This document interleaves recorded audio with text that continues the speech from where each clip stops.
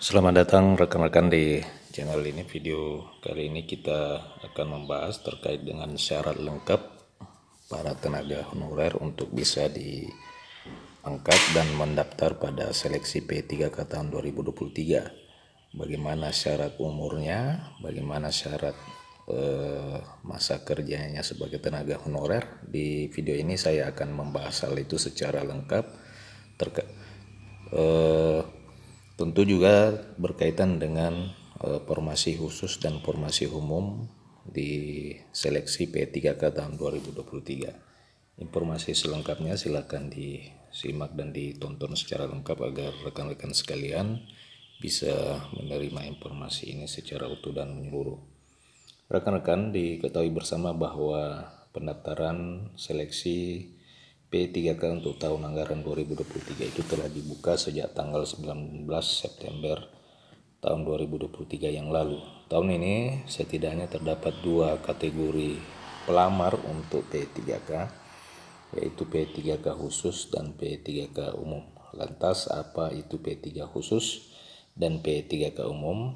Berikut adalah perbedaannya. Untuk P3K khusus, berdasarkan surat keputusan Menpan RB nomor 648 tahun 2023 tentang mekanisme seleksi P3K untuk jabatan fungsional tahun anggaran 2023, dijelaskan bahwa P3K khusus itu adalah bentuk perhatian pemerintah kepada para ex tenaga honorer kategori 2 dan tenaga non-ASN di lingkungan instansi pemerintah. Ternyata P3K khusus ini merupakan para tenaga honorer, yakni honorer kedua dan tenaga non-ASN di masing-masing instansi pemerintah. Tenaga non-ASN yang dimaksud adalah pegawai yang melamar pada instansi tempatnya bekerja. Pendaftar P3K khusus itu harus memiliki pengalaman kerja paling sedikit 2 tahun secara terus-menerus pada instansi pemerintah yang dilamar, dibuktikan dengan surat keterangan bekerja yang ditandatangani oleh pimpinan unit kerja. Jadi rekan-rekan, persyaratan masa kerja para tenaga honorer untuk bisa mendaftar di momen seleksi ini yaitu minimal memiliki masa kerja paling sedikit 2 tahun dan secara terus-menerus, atau tidak terpotong masa kerjanya, akan tetapi secara terus-menerus itu paling sedikit 2 tahun masa kerjanya.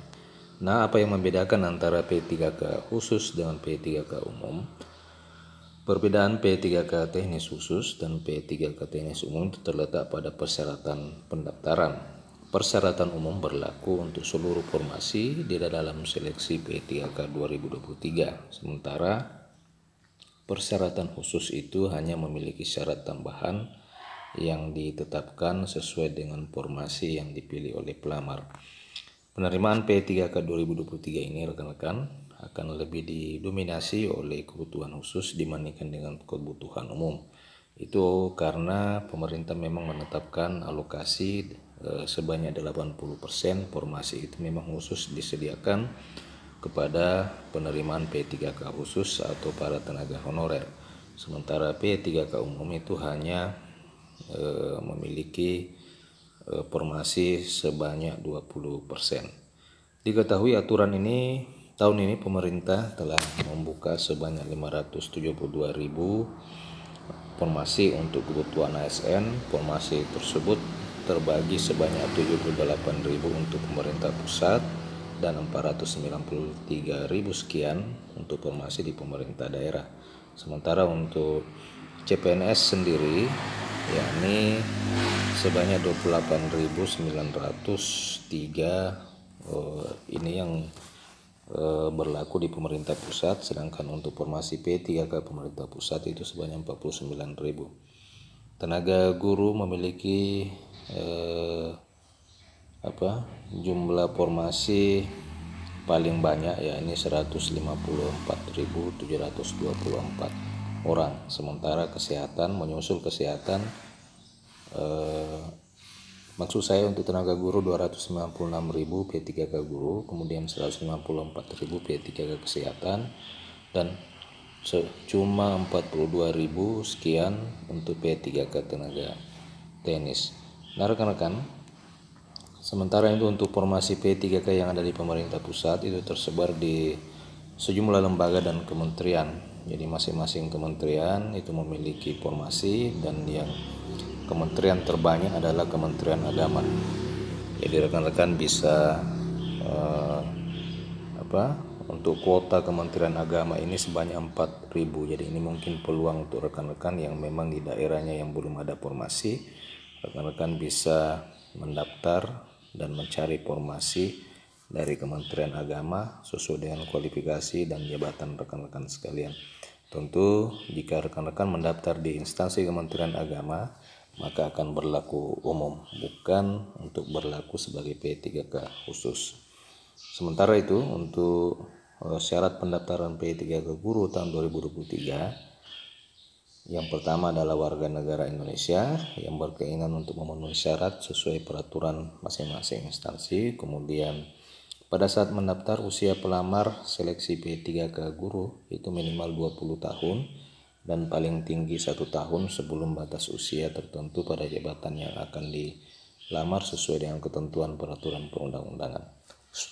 Jadi rekan-rekan minimal umur 20 tahun itu sudah bisa mendaftar. Kemudian paling tinggi 1 tahun sebelum batas usia pensiun. Artinya jika jabatan yang dilamar pensiun pada umur 58 tahun, maka 56 tahun rekan-rekan masih bisa mendaftar sebagai tenaga pegawai pemerintah dengan perjanjian kerja. Nah, begitupun dengan syarat umum lainnya, ini secara umum sama dengan tahun-tahun sebelumnya, tidak pernah dipenjara, kemudian tidak diberhentikan dengan hormat, tidak diberhentikan dengan hormat sebagai pegawai swasta, tidak berkedudukan sebagai PNS, Polri, TNI, tidak menjadi anggota parpol, dan tidak terlibat politik praktis, memiliki kualifikasi pendidikan sesuai dengan persyaratan, sehat jasmani, bersedia ditempatkan di negara kesatuan. Jadi ini adalah syarat-syarat yang secara umum berlaku di tahun-tahun sebelumnya. Sementara itu untuk administrasi atau dokumen yang rekan-rekan perlu siapkan, yang pertama adalah pas foto berlatar belakang merah, itu maksimal berukuran 200 KB. Kemudian swap foto maksimal 200 KB. KTP, scan KTP, scan ijazah, sertifikat pendidik dan STR bagi guru dan tenaga kesehatan, transkrip nilai, surat penugasan guru untuk tenaga honorer kategori 2. Sementara untuk P3K tenaga teknis administrasi hampir sama dengan P3K guru, yakni memiliki usia pelamar itu minimal 20 tahun dan paling tinggi 1 tahun sebelum batas usia yang telah ditentukan. Kemudian rekan-rekan sekalian, sama dengan P3K guru tadi, dan secara umum ini untuk berlaku kepada jenis P3K, apakah itu kategori guru, kesehatan, dan tenaga teknis administrasi. Nah rekan-rekan sekalian, demikian syarat penting yang harus rekan-rekan ketahui khusus bagi tenaga honorer yang ingin mengikuti seleksi pendaftaran pegawai pemerintah dengan perjanjian kerja. Jadi jika rekan-rekan memiliki pengalaman minimal 2 tahun secara terus-menerus di instansi, maka rekan-rekan bisa mendaftar. Apabila tidak mencukupi, maka rekan-rekan tidak bisa mendaftar. Rekan-rekan bisa masuk kepada formasi umum. Ya, jika formasi umum, syarat masa kerja itu tidak berlaku. Akan tetapi kalau formasi khusus, syarat masa kerja berlaku. Jadi rekan-rekan yang tidak memiliki masa kerja tidak mencukupi 2 tahun, rekan-rekan masih bisa tetap mendaftar. Demikian rekan-rekan, terima kasih telah menyaksikan. Sampai jumpa di video berikutnya.